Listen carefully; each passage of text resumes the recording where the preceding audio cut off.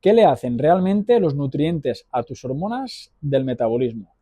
En los últimos vídeos hemos hablado de la insulina, glucagón, de la glucosa, de la grasa como combustibles. Hoy vamos a juntar todas las piezas respondiendo a una pregunta muy práctica.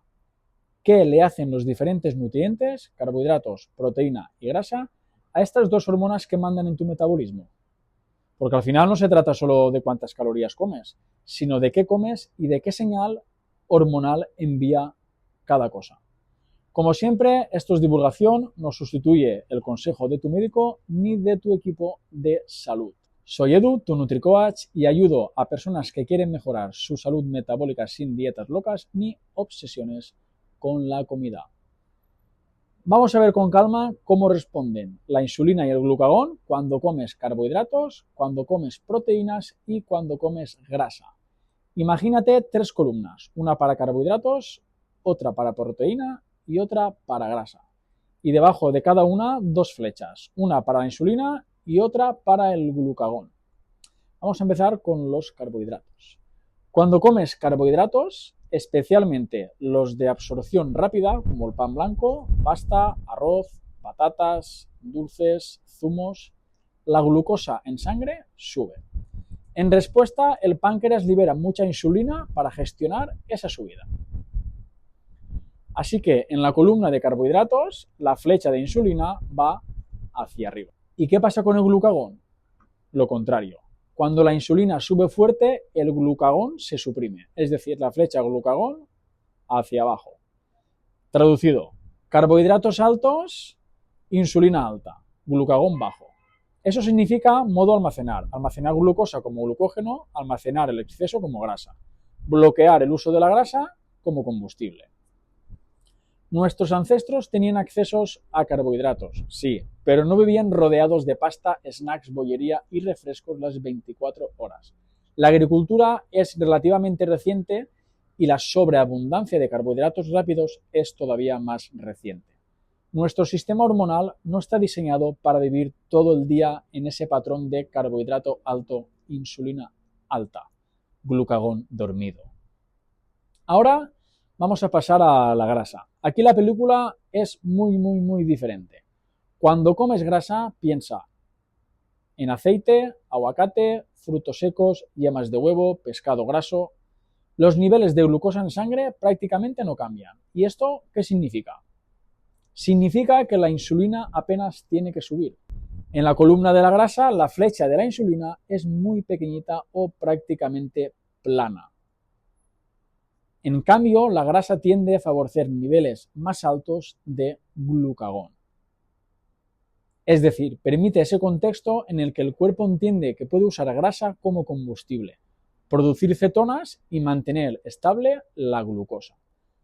Así que en la columna de grasa la flecha de glucagón va hacia arriba. Por eso, cuando hablamos de un metabolismo sano, nos interesa que la grasa tenga un papel importante. No porque cuanta más grasa mejor sin pensar, sino porque no dispara la insulina y sí facilita que el glucagón pueda trabajar. De hecho, cuando utilizamos cosas como café con grasa, por ejemplo, o un poco de nata, mantequilla o aceite MCT, en un contexto de ayuno, lo que buscamos es precisamente eso, aportar energía sin dar un gran estímulo de insulina y permitiendo que se sigan movilizando grasas y produciendo cetonas. Ahora llega el nutriente que más duda genera, la proteína. La proteína es especial porque su efecto hormonal depende del contexto.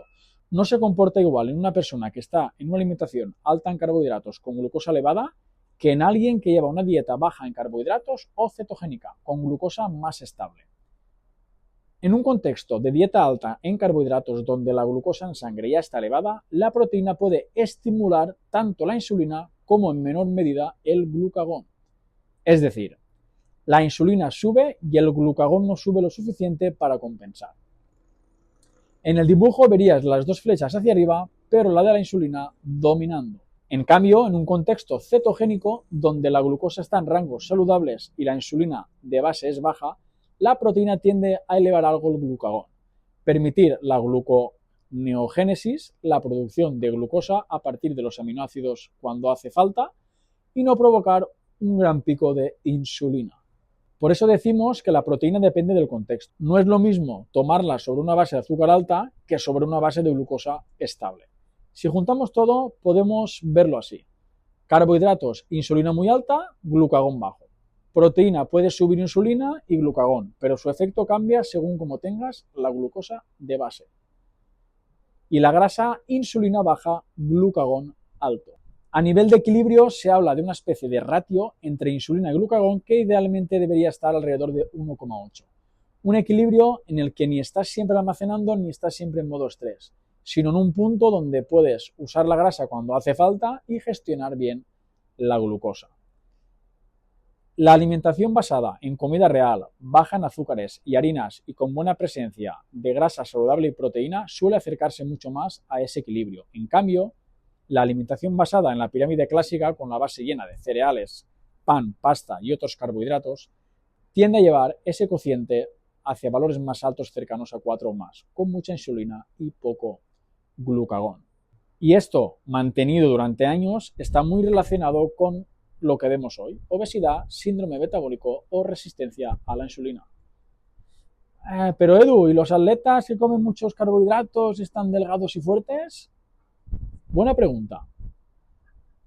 Un atleta o un culturista que entrena varias horas al día está vaciando una y otra vez sus depósitos de glucógeno. Llena con los carbohidratos, vacía con el entrenamiento, vuelve a llenar y vuelve a vaciar. Es como un tanque que se usa constantemente. Eso les permite tolerar más carbohidratos sin ganar grasa de forma evidente, al menos mientras mantienen ese ritmo de vida.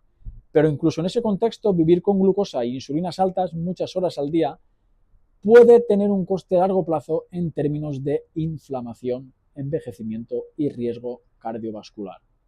No es magia, es que su contexto es muy distinto al de una persona que está sentada la mayor parte del día y apenas se mueve.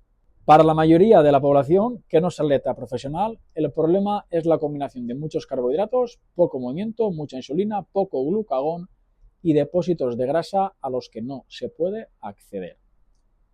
La idea de un estilo de vida bajo en carbohidratos o cetogénico bien planteado es precisamente restaurar este equilibrio hormonal, bajar la insulina de base, permitir que el glucagón suba cuando corresponde, producir cuerpos cetónicos de forma natural y conseguir que la grasa deje de ser un almacén bloqueado para convertirse en un combustible accesible. Resumiendo en una frase, tus resultados no dependen solo de si comes mucho o poco, dependen de qué combinación de carbohidratos, proteína y grasas pones en el plato y de cómo esa combinación habla con tus hormonas. Me encantará leerte en los comentarios. ¿Sabías que las grasas apenas sube la insulina y que su efecto es muy diferente al de los carbohidratos? ¿Has notado cambios de energía o de hambre al cambiar la proporción de estos nutrientes en tus comidas? Y recuerda, si quieres que revise tu caso de forma personalizada y ver qué tipo de distribución de carbohidratos, proteína y grasa puede ayudarte a recuperar tu salud metabólica, te dejo en la descripción el enlace de mi consulta donde trabajamos paso a paso y lo adaptamos a tu vida real. Y recuerda, tu salud es tu mejor inversión. Con amor y ciencia, Edu Pausat.